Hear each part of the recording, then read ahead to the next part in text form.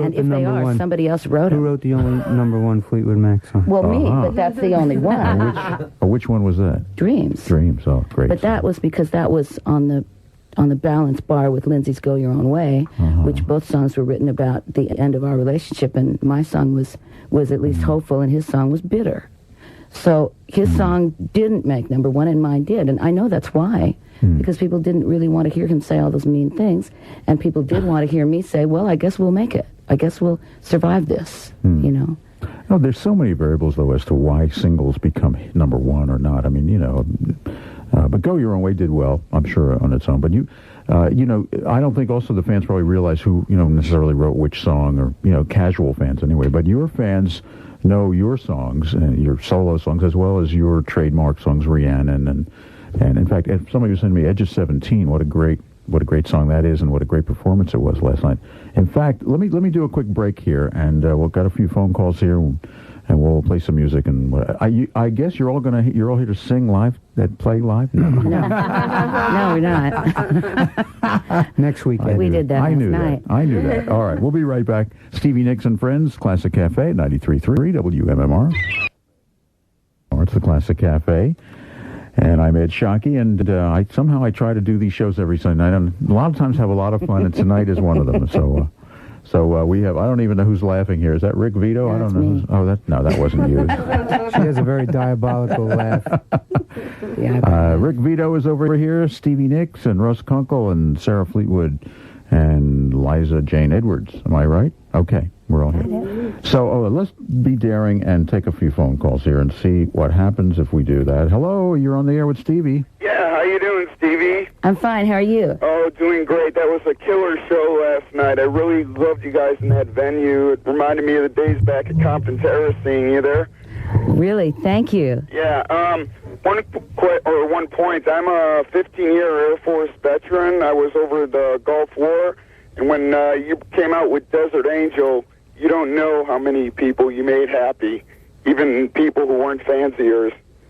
Well, you know, I was in Arizona when that happened, and I always go and sit outside and watch the stars there because it's so beautiful, and it just really hit me really hard that you guys were like in the desert too, but that you probably weren't seeing. There's so many stars in Phoenix, you know, that you were probably seeing like little explosions and all. You weren't seeing stars, and it just really hit me hard that I needed to write something to let you know that somebody was really sitting there relating to maybe a little tiny bit of what you might have been going through, because I just wanted you all to come home, you know. Well, on behalf of the veterans that I've talked to, thank you very much. Appreciated that. Well, thank you. I'm glad that it might have helped. Well, it did in some small way, and it made some of our nights, you know, a little easier to bear. But once again, killer show last night. Love you, and I can't wait to see you again. Thank you. Okay? Bye-bye. Bye.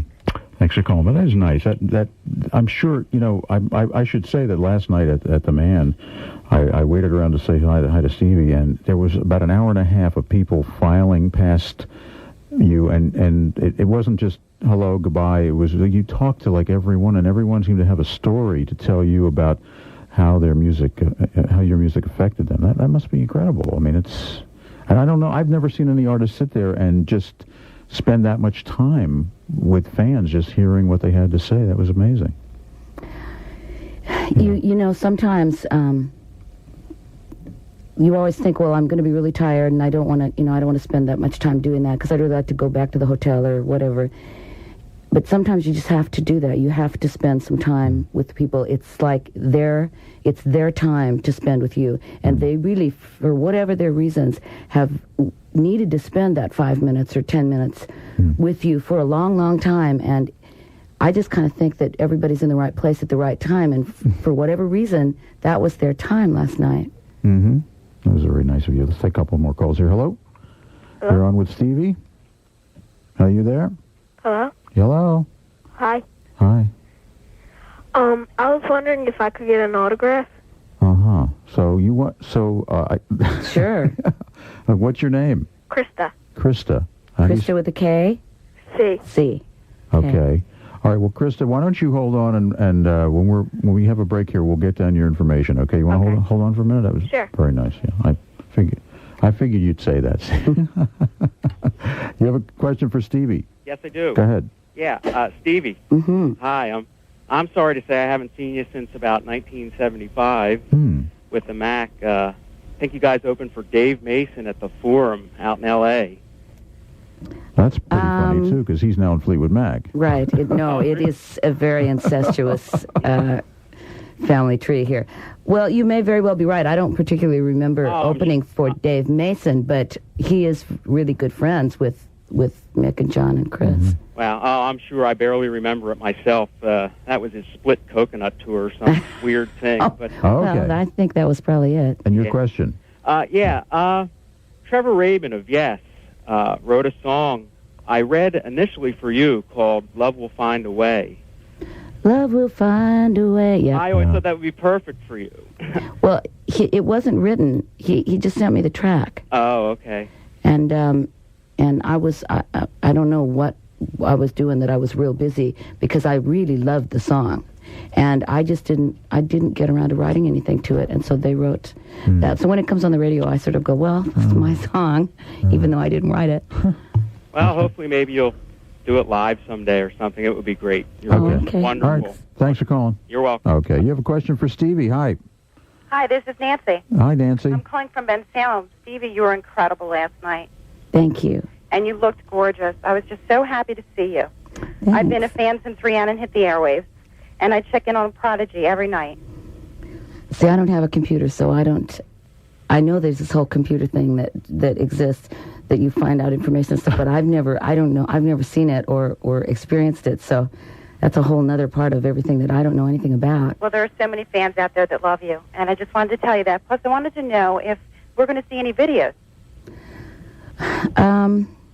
From this album? You might see a video if I decide that I think the song is going to be a big enough song to make it me not be really practical and think I'm going to spend like $500,000 on something that will never get played. Right. It's cost a lot of money to make a video, and if it's not going to be something that is really seen a lot, then it's my money, and, like when I'm 70 and have to get an apartment in South Central Phoenix, I'm going to be really sad because all I have is like a television and a bunch of videos. We want to see you so much. I'll if I think it warrants it, I'll make one. Well, Stevie, we sent you a blue denim hat and an oatmeal teddy bear last night. I hope you got them. I got everything. Did you? Yeah. Well, we love you so much. Thank you. Thank you very much. Okay, thank you. Got one more here. Hi, you're on with Stevie. Hi, Stevie. My name's Kara. I've been a fan for a really long time, and I'm sorry to say I missed the show last night. I have a 6-month-old baby, and money's kind of real tight right now. But the one thing I wanted to ask you is, are you ever going to put out a book about your life? Well, yeah, I am someday. I mean, but it's not, I want to it's not going to be the scandalous saga that it really is. It's because I have to wait till everybody dies before I can really write about what really happened. I may do something. I may, mix like some paintings and some poetry and some journal entries and just experiences, things that stand out to me as really, really like sentimental, exciting kind of things. And, as far as really writing down exactly what happened, they'd have to offer me a whole lot of money. And would you say hi to my daughter? Sure. Her name's Mariah.